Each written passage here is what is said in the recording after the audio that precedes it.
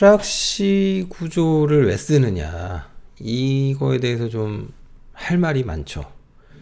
여러 가지가 있습니다만 그중 첫 번째가 이제 우회입니다. 우회. 예를 들어서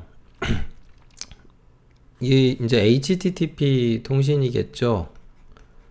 그러니까 웹 서비스를 이용을 하는데, 여기서 이제 뭐 예를 들어서 길동이라는 친구가 네이버에 접속을 해요. 예를 들어서. 그런데 이제 IP 주소가 3.3.3.3이죠. 네이버가 예를 들어서 5.5.5라고 가정을 한다면 그냥 접속하면 이렇게 될 텐데, 프락시를 거쳐가게 되면, 그러니까 길동이가 예를 들어서 뭐 크롬을 쓰든 그러면 브라우저에다가 반드시 뭔가 어떤 브라우저가 됐든 여기에다 대고 프록시 설정을 합니다. 물론 이제 이 설정은 이제 9.9.9.9번이 프락시라고 설정을 하겠죠. 그러면 길동이가 주소창에다가 네이버라고 쳐버리는 순간 바로 접속을 하는 게 아니고 이렇게 접속을 하게 돼요. 그러니까 TCP/IP 연결이 이쪽으로 이루어져서 이 프락시가 대신 다시 한번 네이버 쪽으로 연결을 하게 되잖아요. 이게 이제 제가 여기다 대고 왜 우회라고 썼냐면, 문제는 뭐냐면 이 연결을 수신한 네이버 입장에서 생각을 해보세요. 만약에 길동이가 한국에서 3.3.3번 PC에서 네이버에 접속을 하는데 프락시를 타고 갔어요. 근데 만약에 이 9.9.9.9가 중국이다 라고 해버리면 어떻게 되는 거예요? 그러면 네이버 입장에서는 길동이가 접속을 했는데 IP 주소를 보니 어디에서 접속한 거예요? 그렇죠. 중국에서 접속했다라고 인식하게 되겠죠. 그래서 제가 우회라는 말을 썼는데, 그래서 프락시를 쓰는 여러 이유가 있습니다. 굉장히 많은데 그 중에 하나가 바로 이 우회입니다. 뭐 정확하게 이런 원리는 아닌데 여러분이 그 인터넷에 찾아보시면 토라고 읽어야 맞을 텐데 우리나라 사람들이 주로 토르라고 하던데, 그 토르 프로젝트가 있어요.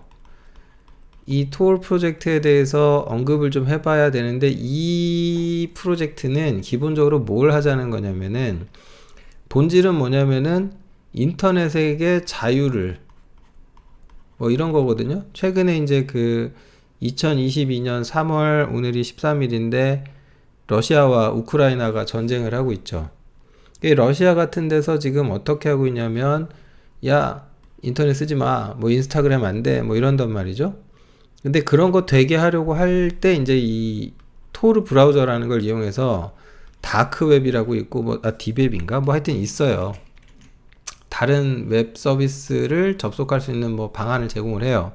근데 이거랑 유사하게 프록시 설정을 이용해서 어떻게 할 수 있냐면 우회해가지고 접속할 수가 있거든요. 근데 이제 중요한 거는, 그러면 이렇게 되겠구나, 이렇구나 라고 아시면 되는데, 이런 우회할 때 굉장히 주의하셔야 될 게 하나 있어요.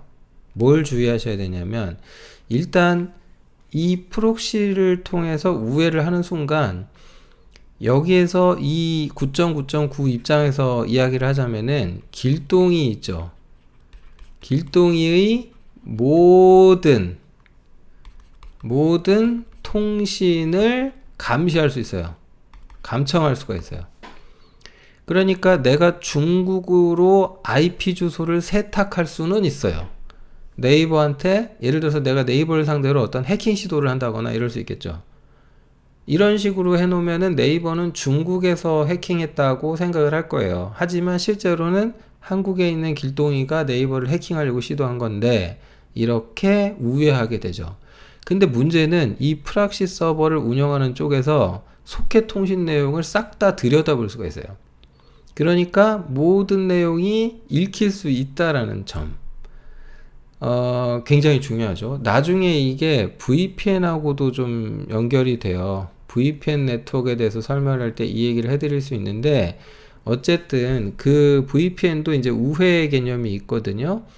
근데 어쨌든 요거는 이제 그 보통은 네트워크 수준, 에서 이제 많이 쓰는 거고, 프락시는 이제 요 수준에서 많이 쓰죠. 웹 수준에서. 아무튼 이렇다라는 것만 여러분이 좀 일단 알아두시면 좋겠습니다. 그래서 프락시가 활용되는 첫 번째는 우회가 있다. 그렇게 이해하셔도 좋을 것 같습니다.